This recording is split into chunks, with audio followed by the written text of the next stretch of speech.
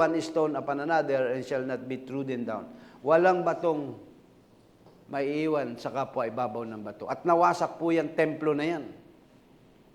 Yung sa Jerusalem Temple. Nawala po yun. Alin ang natira? Yung Western Wall. Doon sila nagsisingit ng kanilang sulat, mga panalangin, mga petition nila sa Panginoon. Until now, wala silang templo. At hindi kompleto ang isang bayan without a temple. Lalong-lalo na ang bayan ng Diyos. Dahil yung templong yun, doon sila kinakatagpo ng ating Panginoon. Yun ay literal na temple. We are a spiritual temple. Ano ang nangyari sa spiritual temple ng Panginoon? Hindi ba nasira din? Nawasak din? Kaya ang ginagawa ng Diyos, inire-restore niya sa ating panahon ng spiritual temple. Tayo yung templo ng Diyos. 1 Corinthians chapter 3 verse 16. Know ye not that you are a temple of God? Di nyo ba nalalaman na kayo ay templo ng Diyos at ang Espiritu ng Diyos ay nananahan sa inyo? At kung gibain ng sino man ang templo ng Diyos, siya igigiba ng Diyos sapagkat ang templo ng Diyos ay banal at ang templong ito ay kayo. Hindi yung church, per se, hindi yung building. Tayo mismo yon. 2 Corinthians chapter 6 verse 16. Tingnan po ninyo ang statement ng apostol na si Pablo. Tayo ay templo ng ating Panginoon. Tinatahanan ng Espiritu ng Panginoon. Kaya bago tumira yung templong itatayo nila in the third temple, ang ugat ng digmaang ito ay ang pagtatayo ng temple.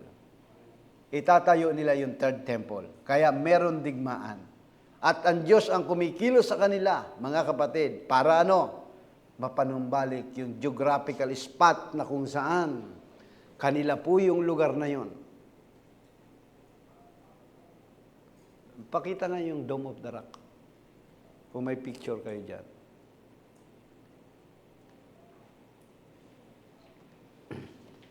Tutuloy ko lang.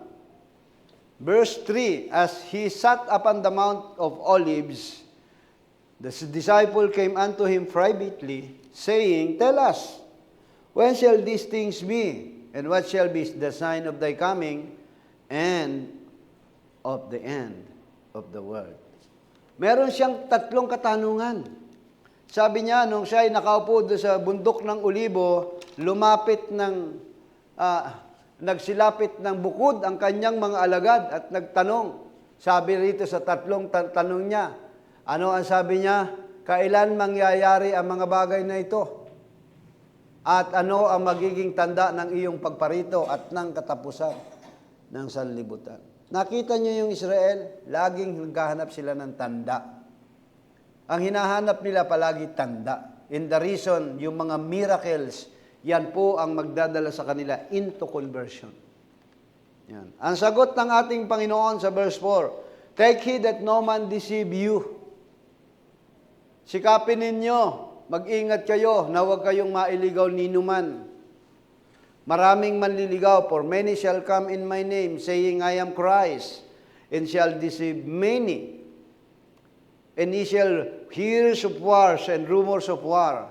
See that ye not be troubled, for all these things must come to pass, but the end is not yet. Ano sabi riyan? Magkakaroon daw ng makaririnig kayo ng digmaan, alingaw-ngaw ng digmaan. Ingatan yung huwag bagulumihanan, sapagkat kinakailangan itong mangyari, datapwat hindi pa ang wakas. Kailan nagkaroon ng unang digmaang pandaigdig? 1914. Yan ang First World War. Kailan na ulit ang Second World War? 1942 up to 46. Mga kapatid. Yan ang mga alingaw-ngaw ng mga digmaan. At bawat bansa, mayroong mga digmaan. Pero sabi ron, hindi pa yan ang wakas. Ang purpose ng bakit mayroong mga digmaan na yan, mag-i-scattered sila all over the world. Sa pamamagitan ng digmaan, ibabalik sila sa kanilang sariling bansa. Kaya kung meron tayong hinaharap na spiritual na digmaan sa buhay natin, nais ng Diyos na tayo ay maibalik sa original nating kalagayan bago ang tao nahulog sa kasalanan. Kaya meron tayong spiritual war sa araw-araw ng buhay natin. Lagi tayo nakikipagdigma. Pag nakipagdigma tayo sa China, ang daming comments, hindi natin kaya. Yan yung mga duwag na tao. Kahit na hindi mo kaya, at least makipagdigma ka. Ganun ang buhay natin bilang isang mananampalataya. Kasi hindi naman ikaw talagang makikipaglaban. Ang Diyos ang makikipaglaban sa iyo. Pinatunayan niyan ng mga propeta in the Old Testament, sina Joshua, kung paano sila na nagumpay. Maging sa ating panahon, hindi tayo ang nakikipaglaban, ang Diyos ang nakikipaglaban. Yan ang original na location ng Israel. Mga kapatid, nakita ninyo yan? Meron doon gold, yan dati yung location nila. Diyan nakaposisyon ang kanilang templo. Nakuha sa kanila yan eh. At napakahalaga sa kanila yan. Dahil doon sa lugar na yon, nandyan yung bato na kung saan inilay down si Isaac para paslangin ang kanyang tatay. Sa Genesis chapter 22, nang utusan ng Diyos, ihandog mo yung inyong paboritong anak na si Isaac. Pero hindi siya ang perfect sacrifice. Doon, sa kinatatayuan na yan, doon pumatak ang dugo ng ating Panginoon Jesucristo. Nang siya ay mabayubay doon sa krus, doon niya tinubos. Pinabayaan niya ng Israel. Tinubos tayo ng ating Panginoon, tinubos ang katawang ito. Pinabayaan natin na kontrol tayo ng kaaway ngayon. Kaya kailangan magkaroon ng war para mabawi yung geographical spot na yan. Nang tumulo ang dugo ng ating Panginoong Jesucristo, mga kapatid, tinubos niya ang lugar na yan. Dahil unang nilinis ang lupain sa panahon ni Noah. And after niyan, yung justification, kasunod sanctification by the blood of our Lord Jesus Christ. Bakit mahalaga na sa lugar na yun kailangan tumigis ang dugo ng ating Panginoon Jesucristo? Bakit ganun kahalaga? At bakit kailangan doon ihandog sa Isaac para yung dugo? Alam niyo kung bakit? Doon naganap, doon nag-divergenize si Eve. Doon napunit ang kanyang hymen, na lumabas ang kanyang dugo. Kaya yun ay tinubos yung lugar na yan. Nakuha niyo na? Ganon din sa ating buhay, mga kapatid. Kaya ito yung sabi niya, verse 7, "For nation shall rise against nation." Hindi ba yan ang nangyari ngayon? Bansa laban sa mga bansa? Kingdom against kingdom? Kaharian laban sa kaharian? At ano mangyari? And there shall be famines. Sobrang kagutuman na ngayon. Starving to death ng mga tao ngayon. Nangangamatay sa gutom. Marami naman pagkain, pero dahil pa rin nagugutom. At hindi lamang sa ating panahon, pisikal na kamatayan sa pagkagutom, dahil sa ating huling panahon ay kulay kabayong maputla ang kumikilos, starving to death, spiritual death, taggutom sa salita ng Diyos ngayon, mga kapatid. Pupunta ka ng mga churches ngayon, 30 minutes, 45 minutes, tapos na yung pangaral. And the reason siguro, kaya hindi tayo dumadami, na iinip yung iba. Tingnan mo si David, gusto na lumabas, oh. Hindi naman. At syaga yan eh. Yan yan, nagtatanong ng mga malalalim eh. At natutuwa ako pag may mga ganong katanungan. So, ano mangyayari raw? Magkakaroon ng tagutom. Pestilence. Ano yan? And earthquakes in diverse places. Pag pinakita ko yung tala ng mga kasaysayan ng naganap na mga lindol, grabe po mga kapatid. At ang kinakatakutan nating lindol na wag naman sanang mangyari, yung tinatawag na the big one. Dahil 100 kilometer ang West Valley Fault, kayang mag-produce ng 7.2 magnitude. More than, kung 8, magnitude 8, ay talagang walang babagsak at babagsak ang building. Mga kapatid. At baka rapture na yan pag nagkaroon ng matinding lindol. So nakakatakot, hindi ba? Nakapag-aalala. May mga pagkakataon na nakahiga ako, minsan nahilo lang pala ako, kala ko nalindol na, napapabalik was ako eh. Lalo na kung ikaw ay nasa high-rise building. Isipin mo na lang, Brother Anjo, kung nakatira ka sa 50 floor, kagaya ng tirahan niya ni Sister, ilang palapag ka? 52. Nasa 52 ka. 40 plus. Dapat may parachute, ano? Hindi naman pwede yung payong na pwede kang tumalo na. Bagamat nakadesign yung mga ganyan sa matataas, pero nakapag-aalala, mga kapatid. Dahil mas prone sa pagkabagsak yung mga 4th floor, 3rd floor, 5th floor, 6th floor. Pag inalog yan, hindi yan lalaro unless na matataas talaga, like yung mga matataas sa building. Maglalaro lang sila. Nakabaon kasi sa lupa yan. So dapat gano'n din tayo, rooted and grounded sa pananampalataya para kahit may lindol na mangyari, matatag ka, matibay ka. Mga kapatid, at sabi ng Biblia sa verse 8, and these are the beginning of sorrow. Pasimula lamang ng kahirapan yung mga naranasan na yan. And then in verse 9, then shall they deliver you up to be afflicted, and shall kill you, and shall be hated of all nations for my name's sake. Ano mangyayari, mga kapatid? Ibibigay ka sa kapigatian, kayo'y papatayin, at kayo'y kapuputan ng lahat ng bansa dahil sa aking pangalan. Anong klaseng pagpatay? Spiritual. Di ba minsan sinasabi mo, may mga natural na pagpatay, pero ang pinakamatindi yung spiritual na pagpatay. Minsan nababanggit mo, lumalakad ako ng halos wala akong ulo sa kahihiyan ko. So spiritual death, yan po ang nangyayari ngayon.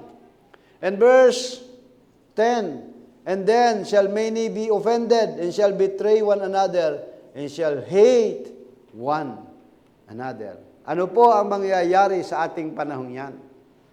Mga kapatid, ano ang sabi? Mga titisod. Ang tanong ko sa inyo, marami bang natisod? Yes. Pero ano sabi ni Pablo sa Roman chapter 8, verse 31 up to 35? Sinong natisod? Hindi ako natisod. We are more than conqueror, sabi ng apostol na si Pablo. At sabi ng Biblia, mga kapatid, then shall many offended, at ibibetray mo ang bawat isa, kapuputan mo ang bawat isa. Ngayon, parang ordinary na lang yung napupuot ka sa kapwa mo, di ba? Sa kapatid mo, ordinary na yon eh. Para bagang sa panahon natin ngayon, napakahirap magpatawad. Kaya minsan, sabi ni Brother Jolie, pinatawad na kita, Pastor, pero hindi kita makalimutan. Pwede ba yung ganon? Wala naman sinabi si Brother Jolie. So, sa panahon natin, napakahirap ng mga ganon because of pride. Mga kapatid. Dahil sabi ng verse 12, and because iniquity shall abound, and love of many shall wax cold. Yan na. Dahil sa pagsagana ng katampalasanan, ang pag-ibig ng marami ay manlalamig. Manlalamig saan? Sa pag-ibig sa salita ng Diyos. Maglalamig sa Diyos. Manlalamig ka na rin sa kapwa mo. Manlalamig ka na rin sa fellowship. Lahat ay panlalamig na. Pero may binanggit ang Biblia, datapwat ang magtiis hanggang bukas ay siyang maliligtas. Amen, Brother Jolie? Aba, talaga naman. Babasahin nyo, ang magtiis hanggang wakas, hindi hanggang bukas. Dahil kung bukas lamang, another day, hindi ka nakapagtiis, hindi ka ligtas. Hanggang wakas ang pagtitiis. Habang tayo'y nandito sa mundong ito, kaakibat po ng pagtitiis. Yan ang buhay ng Kristiyano. Unang-una, tinitrain yung ating endurance. Kung bakit may mga ganyang uri ng mga pagsubok. Nagtitiis ka. Ang tao ngayon, mainipin. Subukan mo sa pilahan. At kung may pera, ay lalagyan na lamang. Sige nga, bigyan mo na lang yan para mauna lang tayo sa pila. Hindi makapagtiis. Kahit sa doktor, di ba? Hindi, ayoko dyan. Sa private na lang ako. Ay pipila naman ako dyan sa public na yan eh. Pamalas-malas, baka bukas pa ako makakuan, may schedule ito, ma-reschedule ako. Wala na yung pagtitiis natin ngayon, mga kapatid. Nawawala na yun. Kahit sa pilahan ng sasakyan, nawawala na yung mga pagtitiis. Di ba? Kaya sa sasakyan, maraming road rage eh. Kahit na natatanggalan na ng lisensya. Kasi hindi nga, gusto yung mauna lahat. Ang buhay ngayon ay rat race, mabibilis ang takbuhan. Ayaw na mabagal. Bakit naman nung araw, kalesa lang naman, masaya na. Nung araw, may bisikleta lang. O hindi ka rin ako nakaranas man lang makabili ng bisikleta kahit kalahati ang gulong, wala. Bisikleta lang nun. Meron ka na, masaya ka na. Di ba? Kami nilalakad lang namin. Isipin mo, yung mga mananampalataya, sina Pablo, 3 bundok. Isang kaluluwa lamang ang kanilang pupuntahan. O mga kapatiran, nandun ang gawain sa malayong bundok. Nagagawa nilang makarating. Minsan, ang kayamanan, ang kasaganaan ng buhay, yan ang nagpapalukwam sa mananampalataya. Sa Palawan na pinupuntahan namin, napakalayo. Dulo yun, mga kapatid, southern part of Palawan. Isipin mo na lamang na sila po ay naglalakbay 8 oras, lalakarin nila, makarating lamang sa pagkakatipon. 8 oras yun, Brother Jolie, yung lakad natin hindi pwede, maiwanan tayo. Mabibilis silang lumakad. Pero nakakarating sila sa gawain ng Panginoon. Umulan, umaraw, nagkukwento nga sila sa amin eh. Aalis sila ng hapon, alas 2. Kinabukasan na sila makakarating. Ang kanilang damit ay ang plastic na. Bubutasan nila rito hanggang na. Bakit? Dadaan sila sa kabundukan. Dahil kung yung damit na yan ang suot mo, hindi pwede yan kahit jacket. Para yang inilubog sa tubig, sa tindi ng lamig. Gustong-gusto ko makarating yun, yung sinasabi nila. Sabi niya, gusto mo pala makarating, Pastor? Sige. Pero yung ibang mga nauna sa amin, dinidiscourage kami na talagang sobrang tarik. Pero sabi niya, pagdating ng gabi, makikita mo yung buong Palawan doon sa tuktok ng bundok na yun. Pati yung mga Chinese vessel na yan na pumapasok dito, makikita mo. Napakataas daw ng bundok na yun. So, ibig sabihin, mga kapatid, kahit malayo, hindi na alintana, sila lamang ay makapaglingkod sa Panginoon. Kaya, sa ating panahon, sabi ng Biblia sa verse 12, and because the iniquity shall abound, the love of many shall wax cold, manlalamig. But he that shall endure unto the end, the same shall be saved. Magtiis hanggang wakas ay maliligtas. Kaya hindi pwedeng bukas lamang. And this gospel of the kingdom shall be preached in all the world for the witness unto all nations, and then shall the end come. Ipangangaral ang ebanghelyong ito ng kaharian sa buong sanlibutan, sa pagpatotoo sa lahat ng mga bansa, kung magkagayoy darating ang wakas. Kaya inalaw din ng Diyos yung mga television na yan at yung radyo na yan para yung nasa malalayong lugar makarating ng ebanghelyo. Mga kapatid, sino ang maghahatid ng ebanghelyo? Ang mga tunay, mga mananampalataya. Tayo dapat. Kaya kung meron kang dapat isyaran mo ng ebanghelyo, walang iba kundi yung sambahanan mo. Sila ang una-una mong ministeryo na dapat madala mo sa Panginoon. Dahil pagbabayaran mo sa Panginoon, kung hindi natin sila maihahatid sa Panginoon. In the Old Testament, sa Israel, ang mga bata, puntahan nyo, Deuteronomy chapter 6, yung Shema. Ano ang sabi riyan? Ito nga ang utos ng mga palatuntunan at ng mga kahatulan na iniutos ng Panginoon, ninyong Diyos na ituro sa inyo upang magawa sa lupaing inyong paruroonan upang ariin. Merong utos mga kapatid. Ito yung mga palatuntunan.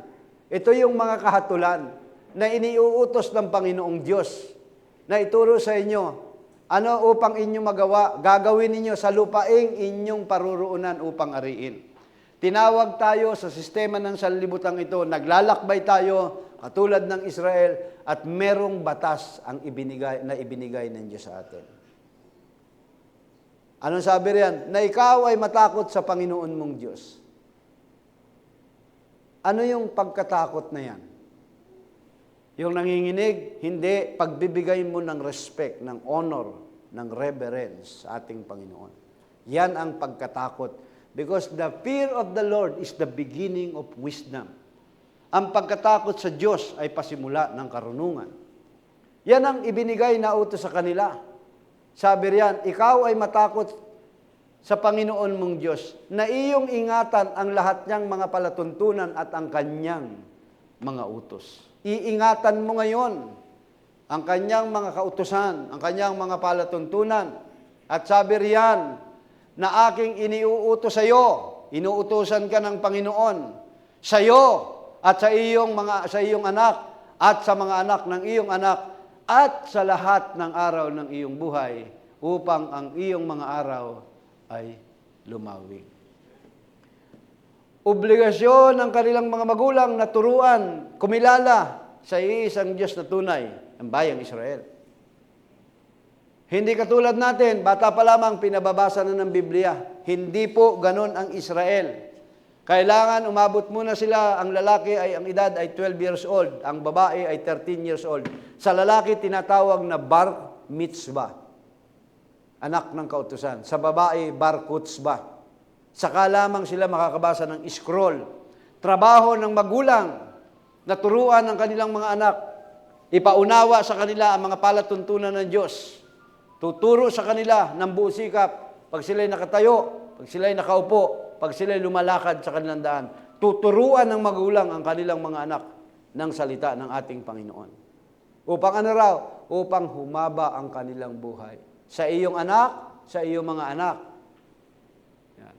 Verse 3, dinggin mo nga o Israel, at iyong isagawa upang ikabuti mo, at upang kayo'y dumaming maigi, na gaya ng ipinangako sa iyo ng Panginoon, ng Diyos, ng inyong mga magulang sa lupaing binubukalan ng gatas at ng pulot.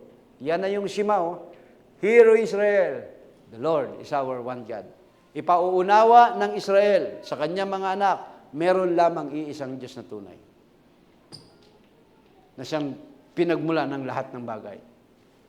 Kaya ang Israel, hindi mo mapapaniwala yan na one God, chopped in 3 persons. No. Alam nila na meron lamang iisang Diyos. Dahil bata pa lang tinuturuan.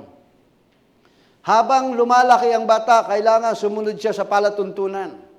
Dahil sa kanilang batas, habang lumalaki ang iyong anak, Brother Jolie, at ito ay nagiging pasaway. Nung araw, walang problema sa juvenile delinquency, unlike ngayon.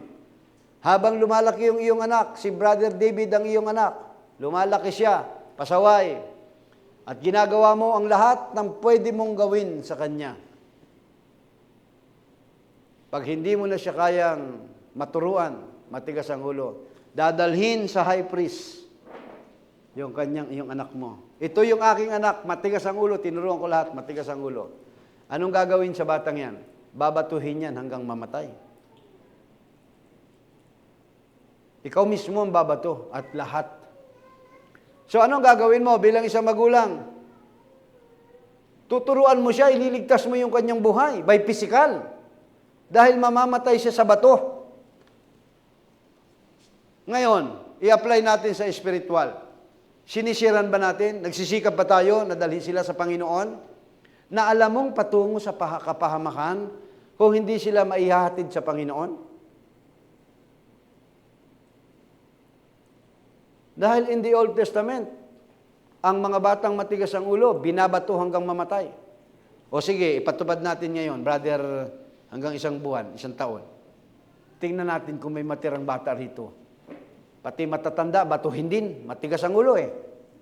Pag hindi na nga ubos tayo lahat. Pero kasi nasa dispensasyon na tayo ng biyaya. Pero hindi ibig sabihin, inaabuso natin ng biyaya. Kailangan, yung biyayang ito, pinapakinabangan natin. As for me in my house, we will serve the Lord. Hindi ko kayo sinisermonan, sinasabi ko lamang kung ano ang Biblia. Dahil ang sabi riyan sa binabasa natin, and this gospel of kingdom shall be preached into all the world for witness unto all nations. Ngayon, bakit kailangan yung buong pamilya ang concern? Dahil yan po ang sinira ng kaaway. Saan? Doon sa Garden of Eden. Sinira ng diablo ang pamilya ng Diyos. Sino ang pamilya ng Diyos? Si Adan at si Eve. Nahiwalay ang relasyon. Dahil sa pagkain ng ng pagkaalam ng mabuti at ng masama, wala na silang relasyon. Yan ang sinira. Kaya ang inire-restore ng Diyos sa ating panahon ay ang relasyon, mga kapatid, ng magulang at ng mga anak. Turning the hearts. Relasyon natin sa mga apostol na siyang nagturo ng mga original na aral ng ating Panginoon Kristo. So, ganun din ang ating pamilya. Representative tayo ng ating mga anak na sila'y turuan ng salita ng Panginoon. Dahil darating ang panahon kung paano mo hindi iningatan ang kanyang salita, katulad din ng Israel. Alam mo, mapapahamak ang iyong asawa, mapapahamak ang iyong anak, mapapahamak ang iyong mga pamangkin, and yet, tuwan-tuwa ka pa, ay salamat, mababalibag ka rin sa impyerno. Inuna mo kasi hanap buhay. Matutuwa ka ba ng ganon? Na itutulak mo patungo sa impyerno? Hindi. Kaya nga, ang salita ng Diyos ipinapangaral. Kaya sabi ng verse 15, when ye therefore shall see the abomination, desolation is spoken of by Daniel the prophet, stand in the holy place, whoso readeth, let him understand. Ano nangyari dyan mga kapatid? Sa Matthew chapter 24 verse 15, then let them which in Judea flee unto the mountains. Let them which on the housetop not come down to take anything of his house. Mahirap, di ba? Mahirap tumakas sa panahon na yan. Ang sabi ng ating Panginoon, yung pagkawasak ng Jerusalem, unawain ninyo, according sa sinabi ng propetang si Daniel, na sabi niya, kung magagayoy magsitakas ang mga nasa bundok, sa mga bundok, ang mga nasa Judea, nasa bubungan ay huwag bumaba upang maglabas ng mga bagay sa loob ng kanyang bahay. Di ba yan ang nangyari kay Lot? Kaya ano sabi ni Kristo sa Luke chapter 17 verse 30? Remember Lot's wife. Kaya hindi nakatakas yun eh. Bakit? Papatakas na sila habang tumatakbo. Anong ginawa ni Mrs. Lot? Lumingon sa kanyang pinanggalingan. Bakit niya nilingon? Naalaala niya yung kanyang mga katungit, kamadyungan, katsismisan. Kaya siya ay naging haliging asin. Mga kapatid, may payo ang apostolo si Pablo. Walang taong nag-aararo na lumilingon sa kanyang pinanggalingan. Ang focus mo ay ang unahan. Kaya sa paglilingkod natin sa Panginoon, paminsan-minsan mo lang alalahanin ang mga bagay na yun. Huwag ka nakapokus doon. Looking unto Jesus, the author and finisher of our faith. Si Kristo lang ang titingnan mo. Nagpapatuloy ka. Dahil lang maglakbay ang Israel patungo sa lupang pangako, family by family sila. Hindi nila iniwanan doon sa Ehipto ang kanilang mga anak. Sinama nila yung kanilang pamilya patungo sa paglalakbay kahit doon sa wilderness. Yung mga matatanda, kanilang pinapasan, inilalagay sa karitela para lamang maglakbay po sila. Ganun po ang kanilang pag-alis sa lupain ng pagkaalipin. Ikaw kaya, na isa kang lalaya ka na, iwanan mo ba yung maiwanan mo na pamilya mo? Di mo yun magagawa by physical. Alam nyo, yung mga black, yung mga colored people, yung mga itim na yan, bakit sila ganyan? Alam mo, sa panahon nila, sa panahon ni Martin Luther King, hindi yung misidor ng kuwana, doon sa panahon nila, kawawa yung mga yan. Slave sila. Ibinibenta sila, yung mga colored people na yan. Dinadala yan sa Europe. Anong purpose nila? Slave nga sila eh. Mayroong isang tiyanggihan. Mamimili ka ngayon na mga slave. Bibilhin yung mga slave na yan. Itong slave na ito, itong slave na ito. Isang araw, kinikwento ni Brother Branham na mayroong slave. Sabi niya, bibilin ko yung isang yon. Sabi niya, hindi ko yan ibinebenta. Sabi niya, bakit? Bakit parang special sa'yo yan? Hindi, slave din yan eh. Bakit ayaw mong ibenta? Iba sila, iba yan. Ibang-iba yung slave na yan. Dahil nalaman ko, anak pala siya ng chieftain ng tribe. Samantalang yung ibang slave doon, mga kapatid, kahit kailangan pang hampasin, kailangan paluin, bago sila magtrabaho. Samantalang yung anak ng chieftain na yun, na slave din, hindi niya kailangang utusan. Magtatrabaho siya at alam niya yung kanyang gagawin. Tumatayo siya, katulad siya ng prinsipe. Dahil chieftain yung kanyang tatay. Ganun tayo, mga kapatid. Chieftain ang ating tatay, ang ating Panginoon Diyos. Ano ang dapat natin gawin? Hindi na natin kailangang paluin na para kumilos katulad ng mga alipin na yon. Ang hirap nun. Halimbawa, bibenta mga 50 slave yan, mga black people yan, mga itim. Mga kapatid, ibibenta yan, mapipili yan. Yun ang pinakang kaawawang buhay nila. Kasi mahihiwalay na sila sa kanilang pamilya. Hindi na nila makikita ang kanilang pamilya magpakailanman. Dadalhin sila sa Amerika, dadalhin sila sa Europe, kung pakainin man sila ay mga panis na pagkain. Isipin mo, anong damdamin ng mga magulang na naiwanan? Anong damdamin ng mga anak na naiwanan? Hindi na natin makikita si tatay. Hindi na natin makikita si kuya. Tapos, pinapakain daw ng mga tertirang pagkain, panis na, ginugulpi pa. Umiiyak sila. Wala silang magawa. Sana ganun din tayo, mga kapatid. Ganyan dapat damdamin natin sa ating pamilya na naiwanan. And then after nun, pagdating nila ron, ito yung nangyari sa kanila. Sobrang bilis dumami ng mga kwan, ng mga negro. Hindi kagaya ng mga puti. Pag nag-asawa yung mga puti, pag nanganak, dalawa, isa. Alam niyo ba yon? Kasi meron silang pride.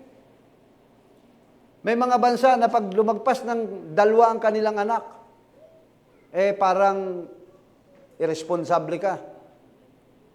Alam niyo ba na may mga bansang ganon? Like for Japan, Korea, at mga European countries, pag tatlo yung kanilang anak, anong nangyayari sa kanila? Susuportahan na ng gobyerno yung kanilang anak. Ang tingin naman ng kapitbahay sa iyo, napaka-irresponsable nito. Kaya kung ganyan ang Pilipino, ay ang daming mayaman sa atin. Meron tayo 12 anak, 7. Sa Norway, ganon, ini-encourage na dumami ang anak kasi ilan lang sila. So yung mga Japan ay mga black people, mga African na yan, mga kapatid na nahuhuli, ang bilis nilang dumami. At ang ginawa ng gobyerno, kung hindi nyo alam, sila po ay naging bahagi ng tinatawag na depopulation program. Pagbabawas ng mga tao. Ano ang ginawa sa kanila? Tinurukan sila ng virus na galing sa baka. At ano ang resulta? Yan ang sakit na AIDS. In case na hindi nyo alam. Kaya ang daming nangamatay sa kanila. Sa European, pinagtuturukan sila hanggang sila'y mabaog. Dahil mabilis silang dumami. Sa panahon ni Moses, pinagpapapatay ang lahat ng batang lalaking ipinapanganak. Si Moses ay naitapon sa ilog, kaya ang ibig sabihin ng Moses ay hinango galing sa tubig. Natakot lang yung hilot na si Puwa at saka si Silpa. Sa panahon ni Kristo, pinagpapatay ang mga bata, 2 taon pababa. Sa ating panahon, ganyan din ang ginagawa ng gobyernong ito. Inuunti-unti na tayo. Sa pagdami ng mga Kristiyano, mga kapatid, ano ang kanilang ginawang estratehiya? Nagkaroon sila ng programa na nagkakaisang relihiyon. Para ano? I-persecute nila ang tunay na anak ng Diyos. So ano ang sabi ng Biblia? let him which is on the housetop and come down, take anything out of his house. Kailangan mong tumakas sa sistema ng kabulukan ng sanlibutan ito. Huwag mo nang isipin yung mga bagay na mga material, mga kapatid. Wala nang naghihintay. Hindi ko sinabi, huwag maghanap buhay kayo, ha? Pero hindi doon lamang nauubos ang ating panahon, mga kapatid. Kaya tingnan nyo sa verse 19 ng Matthew chapter 24. And who unto them that are with child, into them that give suck in those days. Sa aba ng nagdadalang tao at nagpapasuso sa mga araw na yun. Pag dumating ang panahon ng squeezing period, mga kapatid, dito, bago maganap ang rapture, mayroong i-squeeze ka riyan. Ano yung squeeze? Pipigain ka ng gusto riyan. Squeezing. Pipigain ka. Pag hindi ka aayon sa sistemang pinapairal, no one can buy nor sell without the mark of the beast. May malaki pang lupain kina Sister Janice sa Mindoro. Pwede tayong umuwi doon.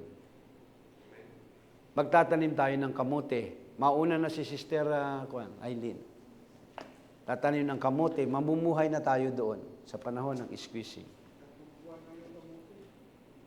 Ay, di magtanim ulit. Katamaran na yung hindi ka ulit magtatanim. Tingin mo sasama yung mga kabataang iba? Papunta, ano gagawin namin doon? Eh, fellowship nga lang, hindi mo maaya, yan pa kaya? Mga kapatid. Pero paano kung dumating yung ganung sitwasyon? Mamumuhay tayo, kakain tayo ng kamote. May sarili tayong mundo ron, habang hinihintay natin ng Panginoon. Kaya ba natin? Dito pa lamang ay nagpapakita na hindi natin kaya. Kaya sabi riyan, sa aba ng nagdadalang tao at nagpapasuso sa mga araw na yon. Ano sabi niya? But pray ye that your flight be not in winter, neither on the Sabbath day. Huwag sa panahon ng taglamig. Sa panahon ng tagyelo yan sa Israel. Mahirap tumakas, panahon ng tagyelo. Makakatakas ka kaya kung malamig ang iyong pananampalataya? Nakapris ang iyong pananampalataya, hindi ka na makakatakas. Kailangan mainit ang pananampalataya mo sa Panginoon. Or else, sabi riyan, on the Sabbath day, araw ng pamamahinga yan mga kapatid. For then shall be great tribulation, such as was not since the beginning of the world to this time, no, nor ever shall it be. Makinig kayo, dahil magaganap dito sa panahong ito. Sa ibang grupo ay merong natitirang dito na lamang. Wala namang problema yan, pero yung kabuuan kasi niyan is kobenante ng Antikristo sa Israel. So itong pinakamatinding itong kobenante ng Antikristo sa bayang Israel, yan ang hindi kailanman nangyari pa at hindi mangyayari sa panahon na yan. Kaya ang mga left behind, kaawa-awa yan mga kapatid. Yung maiwanan. Tayo ay nasa panahon ng dispensation, ng biyaya. Walang second chance. Ang second chance mo, kamatayan. Revelation chapter 19, tingnan natin. Revelation 15. Yan. Yung final, ibubuhos ng Diyos. Dito sa 1/3 na ito, sa 3.5, 1/3 lang yan. Revelation chapter 8, chapter 9, chapter 12, pero yung final, yung pinakang final, the wrath of God, yung galit mismo ng Diyos, sabi rito, and I saw another sign in heaven, great and marvelous, 7 angels having 7 last plagues, for in them is filled up the wrath of God. Yung galit ng Diyos, mga kapatid, sa mga taong hindi tumalima. So, mahalaga na tayo. Actually, Third World War yan So, hindi nyo aabutin ang Third World War. Hindi natin aabutan ang Third World War. Bakit? Lahat tayo nangamatay na rin dyan. Maliban lamang, hindi ka ligtas. Kasi ang salvation mo rin, mapugutan ka na lang ng ulo. Kaya ang sabi riyan, and I saw as with a sea of glass mingled with fire. And them that had gotten the victory over the beast, and over his image, and over his mark, and over the multitude of his name, stand at the sea of glass, having the heart of God.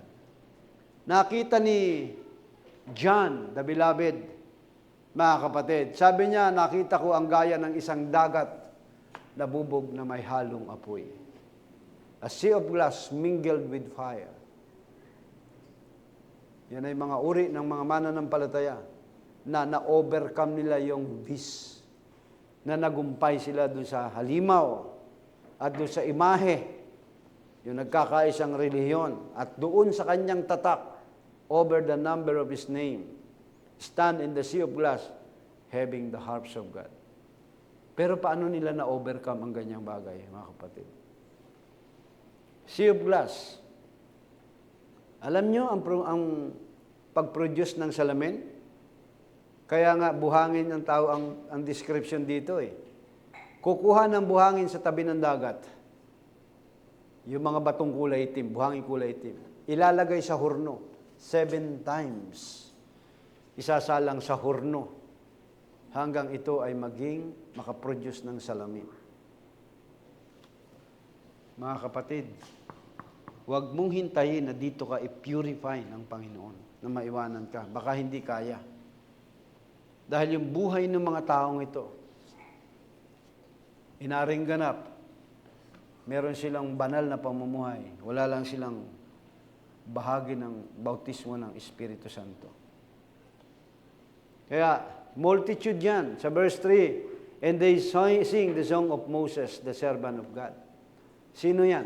Ang 144,000 na mamamatay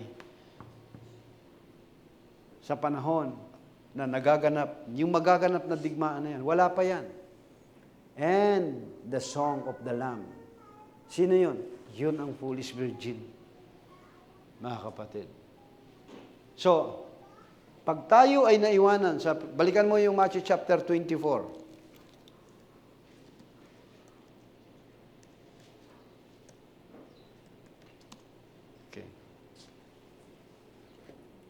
Maliban paiksiin. Sabi rito, okay. Matthew chapter 24, verse 27.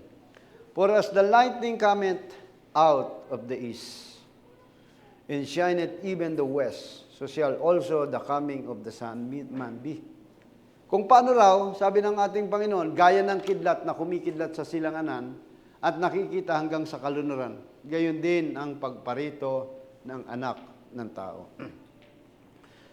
Kung kayo ay lalong-lalo na sa probinsya at wala naman kayong ilaw, madilim ang gabi, ang tanging magiging ilaw mo ay yung kidlat. Yung hindi nakakatakot na kidlat ha. Kasi meron talaga nakakatakot. Yung may kidlat na sinasabi nga, para tumubo lang ang mga kabuti.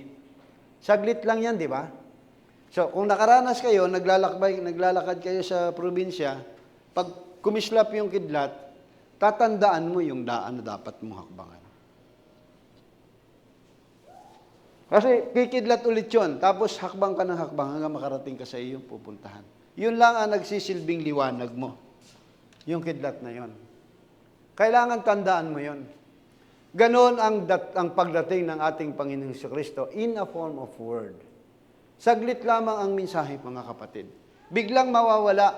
So pag narinig mo ang mensahe, today if you hear my voice, harden at your heart. Hebrew chapter 4 verse 7. Sa araw na ito, kapag narinig nyo ang kanyang tinig, huwag nyong pagmatigasin ang inyong mga puso. So pag narinig mo, may bagong mensahe na dumarating sa iyo, na ipinapahayag sa iyo ang mga mensaheng ito, huwag kang dili-dali. Kailangan dali-dali. Tanggapin mo, ilakad mo, kahit na mabagal na katulad ng pagong, at least nakasampa doon sa arko ni Noah. Humakbang ka, huwag kang stagnant. Dahil may iwanan ka, mga kapatid. Yan ang mensahe sa ating panahon. Hindi magtatagal ang mensahe ng ating Panginoon. Dahil sa journey ng Israel, ito yung Egypt, Sa Egypt ito mga kapatid, sa kanilang paglalakbay, patungo sa lupang pangako, yung Canaan, mga kapatid. Maraming stages din sa kanilang paglalakbay. Nagpapahinga rin sila. At ang liwanag, habang sila'y naglalakbay, kung ang liwanag ay nandirito ang liwanag, at ikaw ay nandirito pa, naiwanan ka na.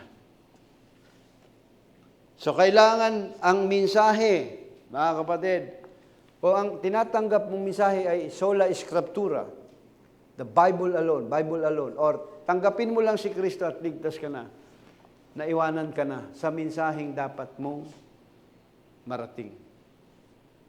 Dahil ang kanilang batayan sa kanilang paglalakbayang ang pillar of fire and pillar of cloud. Pakita nyo nga yung tabernacle in the wilderness.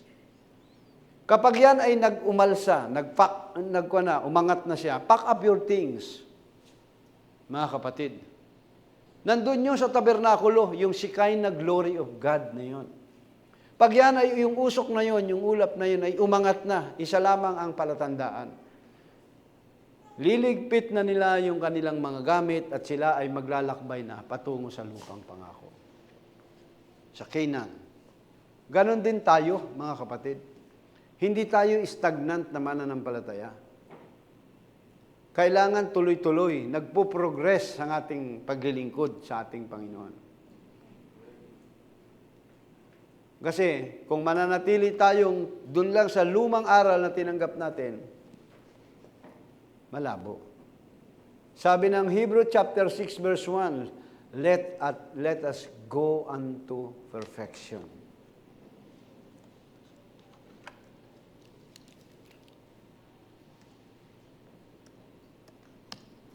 Therefore, leaving the principles of doctrine of Christ, let us go unto perfection.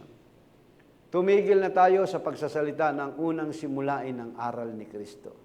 Let's go unto perfection. Huwag nating ilagay na muli ang kinasasaligan ng pagsisisi sa mga patay na gawa at pananampalataya ng pananampalataya sa Diyos na aral tungkol sa mga paglilinis at pagpapatong ng makamay at pagkabuhay na maguli ng mga patay at ng paghukom na walang hanggan. Kita niyo ba akong nagtawag para ilihan ko kayo? Hindi na. Kasi let's go unto perfection. Dahil habang ako'y nangangaral dito sa pulpito, that is the altar call. Na kailangan ninyong i-grasp ang mensahe ng Panginoon. Hindi nyo kailangang pumunta rito. Hindi ko minamasama yun. Hindi nyo kailangang pumunta rito para dumapa pa kayo dyan at kayo ipag-pray ko. No. Let's go unto perfection, ang sabi ng Bible. Yung mensaheng narinig ninyo, yun ang nagbibigay ng anointing sa inyo. Emotion lamang, yung ililihan ko kayo dyan, tapos iiyak kayo, kasi naalaala ninyo, malaki ang pagkukulang ninyo, marami kayong kamalian na gawa, iiyak-iyak kayo, inward yun. Outward yun. Kailangan yung inward experience. Na yung salita ng Diyos mai-store sa puso natin. Yan ang sabi ng Proverbs. Upang maiwasan. Of the doctrine of baptism, and of laying of the hands, and of the resurrection of the dead, and of eternal judgment. Yan sabi ng Bible. Pero sabi niya, ating gagawin ito kung ipapahintulot ng Diyos. Kung may mga bago, dapat lamang na maipangaral din yun. Baptism, sa mga baguhan lang. Di pa naman nila kaya yung malalalim na bagay katulad din dinidiscuss natin. Kaya hinahalo-halo natin ang may mga bababaw. At sabi ng verse 4, for it is impossible for those who were once enlightened and have tasted of the heavenly gift and were made partakers of the Holy Ghost. Imposible raw na misang naliwanagan, nakarinig ng Ebanghelyo, nakalasap ng kaloob ng kalangitan, naging bahagi ng Espiritu Santo, at nakalasap ng mabuting salita ng Diyos at ng mga kapangyarihan ng panahong darating. At saka nahiwalay sa Diyos, di na maaring baguhin muli sa pagsisisi. Yan ang malungkot, ano? Pagkatapos mong maranasan ang biyaya, ang salita ng Panginoon, tapos nahiwalay ka, umalis ka. Ang sabi, hindi ka na kayang baguhin ng pagsisisi. Yamang kanilang ipinapakong muli sa ganang kanilang sarili ang anak ng Diyos at inilalagay na muli siya sa hayag na kahihiyan. Si Kristo isang beses lang napako. Hindi na kailangang ipako pa siya. Yung bato sa panahon ni Moses, isang beses lang papaluin at siya ay magsasalita. Speak to the rock, lalabas na yung bato. Pero sa galit niya sa kongregasyon, 2 beses niyang pinukpok yung bato bago lumabas ang tubig. At sabi ng Diyos sa kanya, dahil hindi mo ipinakita ang aking kabanalan, ikaw rin Moses, hindi ka papasok sa lupang ipinangako ko sa inyo. So kung tayo ay maipapako natin muli ang anak ng Diyos at mahayag, mailalagay sa hayag na kahihiyan. Anong sabi riyan? Hindi na kayang baguhin pang muli ng pagsisisi. Yamang inilalagay nila muli sa isang hayag na kahihiyan ang ating Panginoon. Hindi ba Kristiyano yan? Hindi ba Kristiyan yan? Bakit ganyan na ngayon yan? Bakit yan ay nag-iinom na yan? Bakit ganito na yan? Bakit nagsusugal na yan? Bakit ganito na? Tapos, Brad, dati po akong born again. Ngayon, ano ka na? Born against na po. Kung born again ang isang tao, ipinanganak na muli, hindi na kailanman yun magkakasala. Yun ang sabi ng Bible. Hindi na siya babalik muli doon sa dati niyang pinanggalingan. Yan ang Israel. Gusto nila bumalik sa kanilang pinanggalingan. Hindi nila alam kung anong plano ng Diyos sa kanila. Bakit hindi nila alam? May sarili silang plano. May sarili silang gusto. Ayaw nila yung inilalagay ng Diyos na mga obstacle sa kanila, yung mga pagsubok na inilalagay. Maraming Kristiyanong ganyan. Ang gusto lang natin, kung ano lamang ang gusto natin, ganun ang uri ng paglilingkod. Gusto niyo lang ba na ang maririnig niyong salita ay yung gusto ng inyong tainga? Ay paano kung halimbawa makarinig kayo ng mga salitang hindi aagrihan ninyo? Ano ang inyong magiging reaksyon? Gusto niyo ba lagi ko kayong bubulahin para lahat tayo mapunta sa impyerno? Diba? So, ang trabaho ko, ihatid. Magbigay ng warning.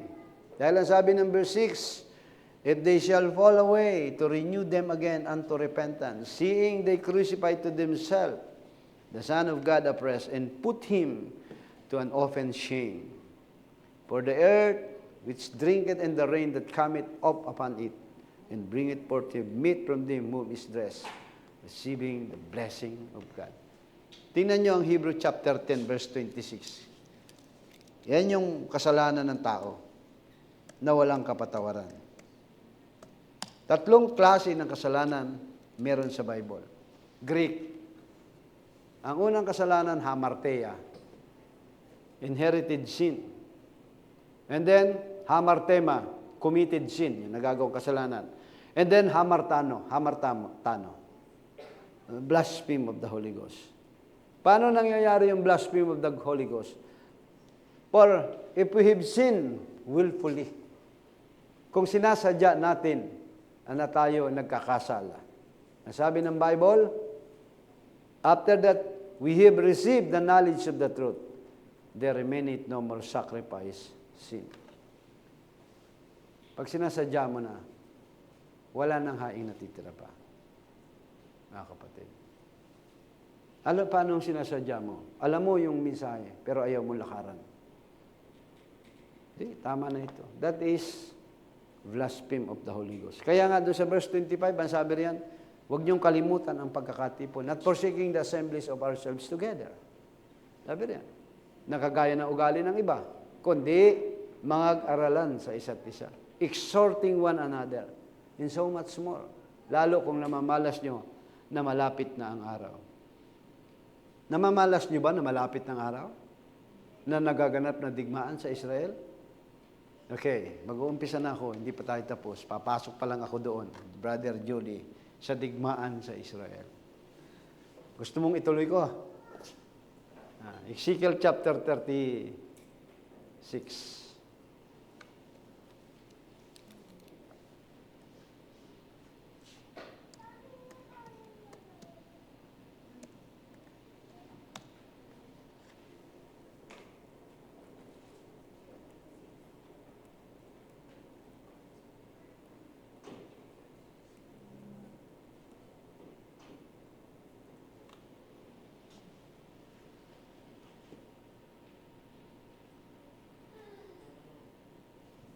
Nasaan na ako? Ezekiel 36.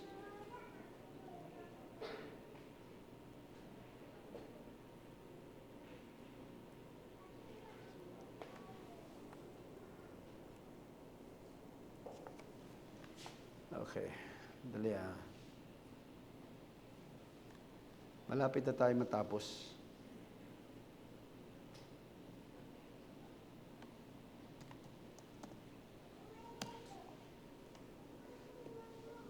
Ezekiel 36.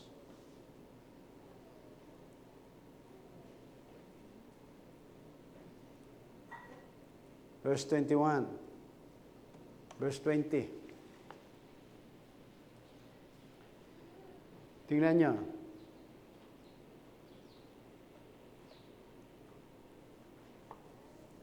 Son of man, verse 17. Verse 16, moreover, the word of the Lord came unto me, saying, Son of man, when the house of Israel dwelt in their own land, they defiled it by own ways, and by their doings, their way was before me as the uncleanness of a removed woman. Lakihan mo nga yan. Ezekiel 36. Sabi rin, anak ng tao, nang tumatahan ang sambahanan ni Israel sa kanyang sariling lupain, kanilang inihawa ng kanilang mga lakad ang kanilang mga gawa, at kanilang lakad sa harap ko ay naging parang karumihan na babae sa kanyang kapanahunan.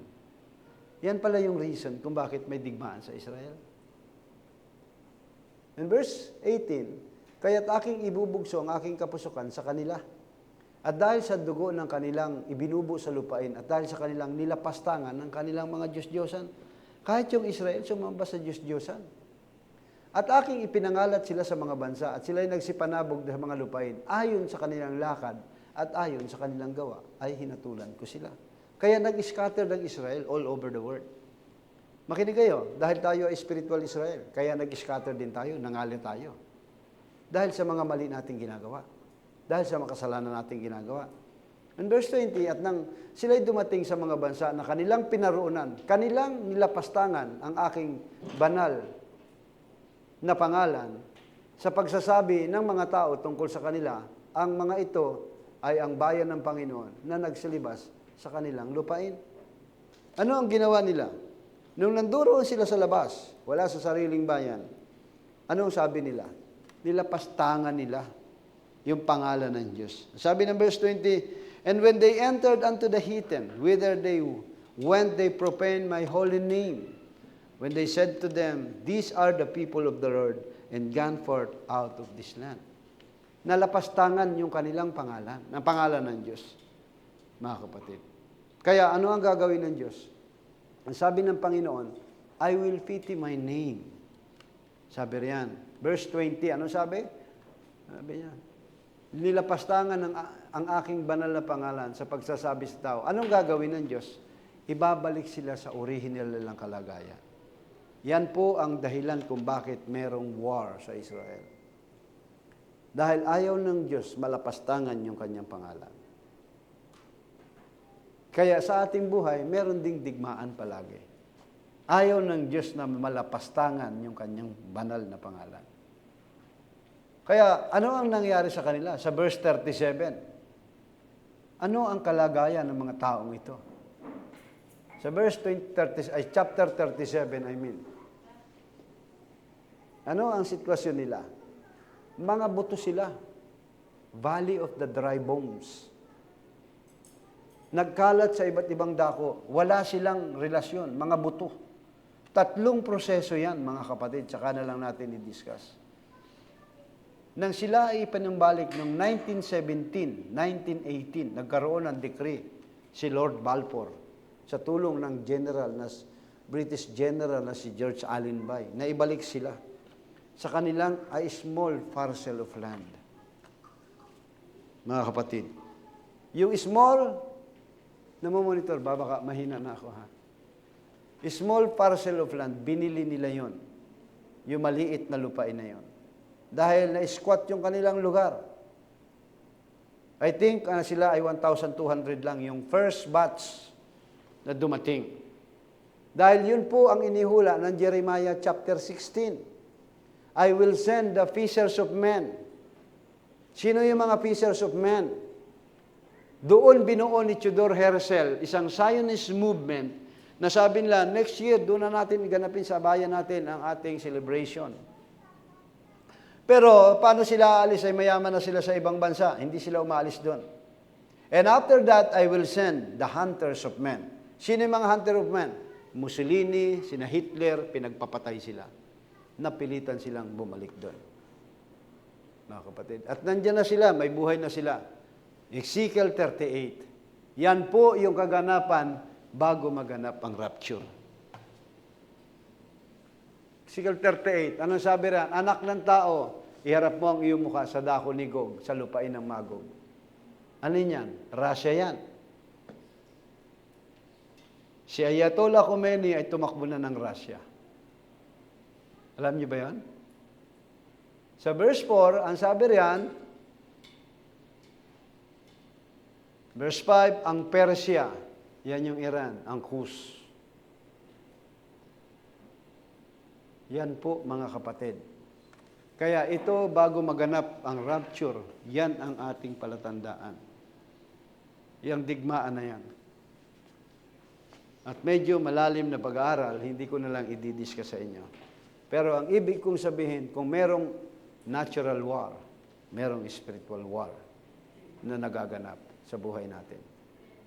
Ano ang purpose? Bakit magkaroon ng war sa kanila? Sila ang purpose ng kaaway to eliminate. Hindi naman magkaaway ang Iran at saka Israel from the beginning, no. Hindi yan magkaaway. Kaya lang, nung naging presidente si Ayatollah Khomeini, nagkaroon siya ng decree, ubusin lahat ng Hudyo.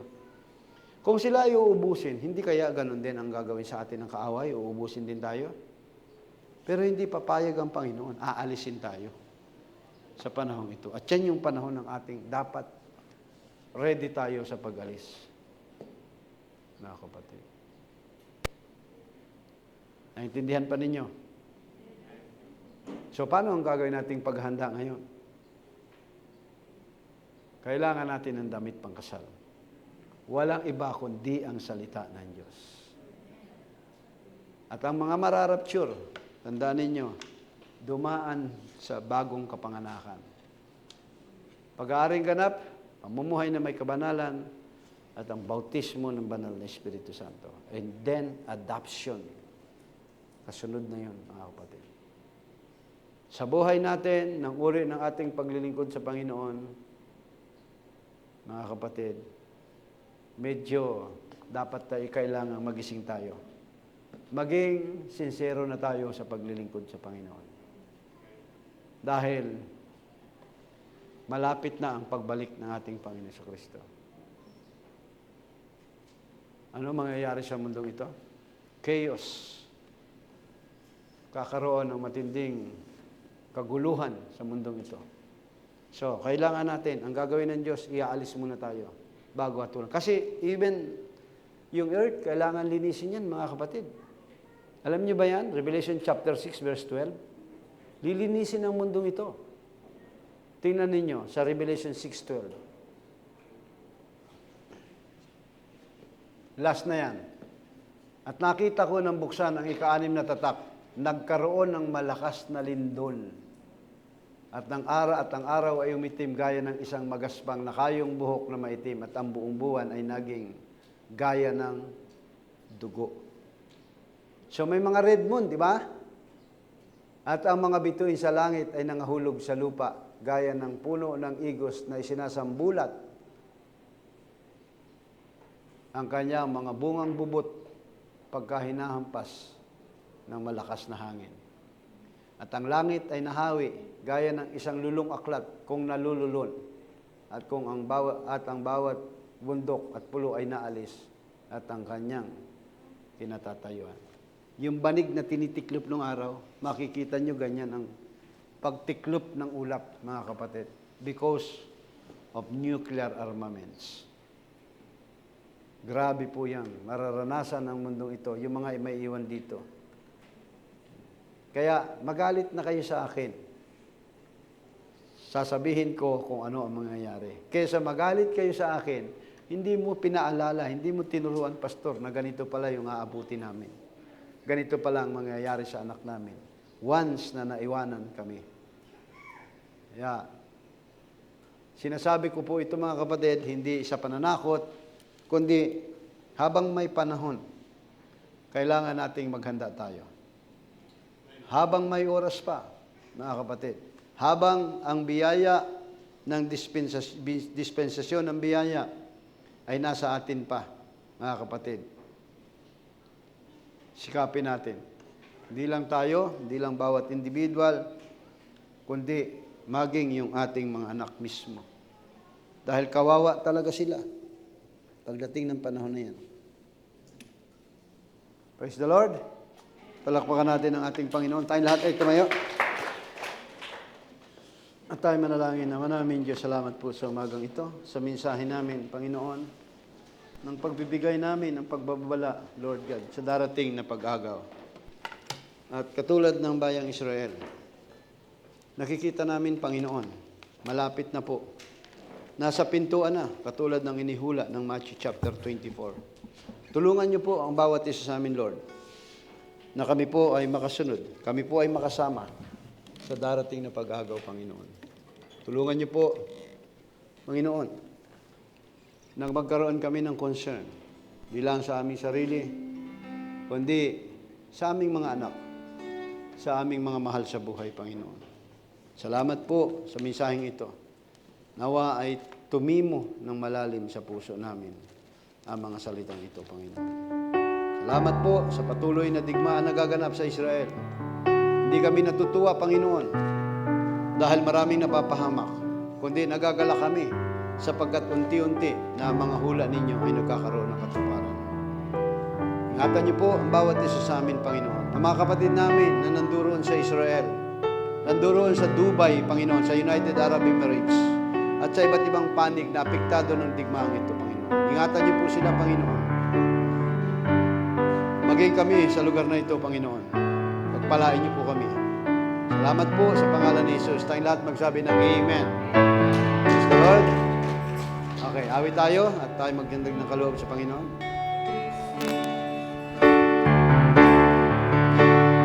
Lord, I offer my life to you.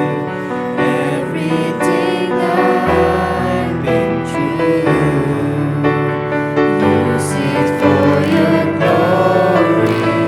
Lord, I offer my days to you, lifting my praise to you.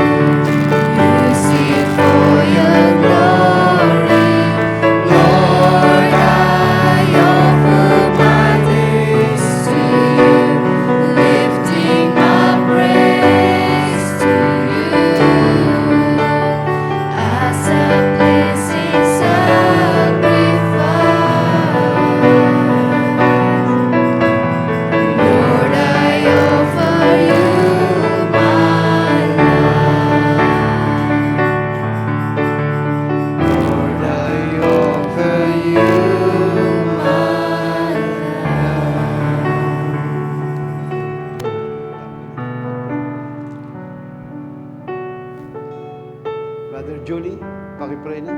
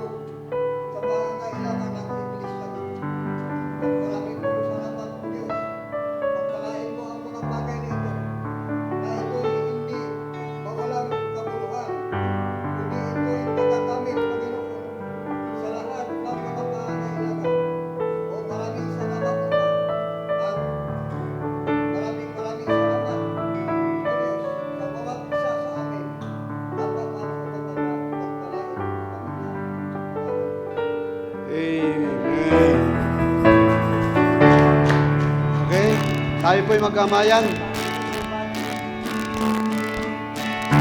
I have found a friend in Jesus. He's everything to me.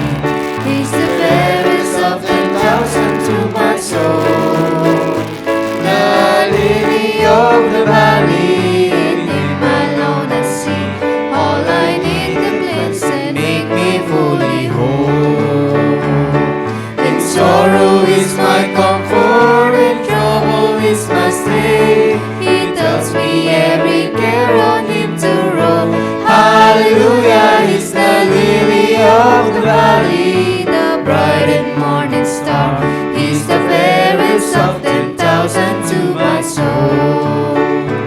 for He all my grief has taken and all my sorrows borne. And temptation is my strong and mighty tower. I have all for Him forsaken, And all my idols torn from my heart, and now He keeps me by His power. Though all the world forsake me and Satan tempt me sore, through Jesus I shall safely reach the goal. Hallelujah, He's the lily of the valley, the bright and morning star. He's the fairest of 10,000 to my soul. He will never, never leave me, Nor yet forsake me, while I live by faith into His blessed will. Ah, wall of fire above me, I've nothing now to fear. With His manna He my hungry soul shall feed.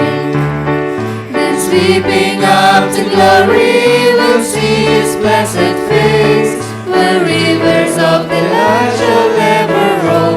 Hallelujah, He's the lily of the valley, the bright and morning star. He's the fairest of 10,000 to my soul. He's the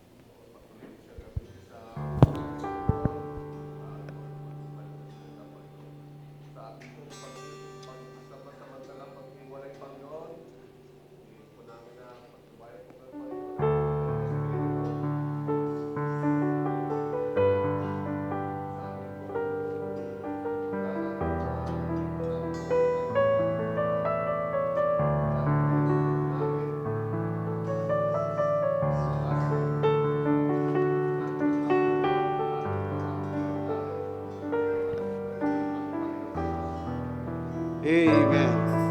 Okay, God bless you mga kapatid. We are dismissed.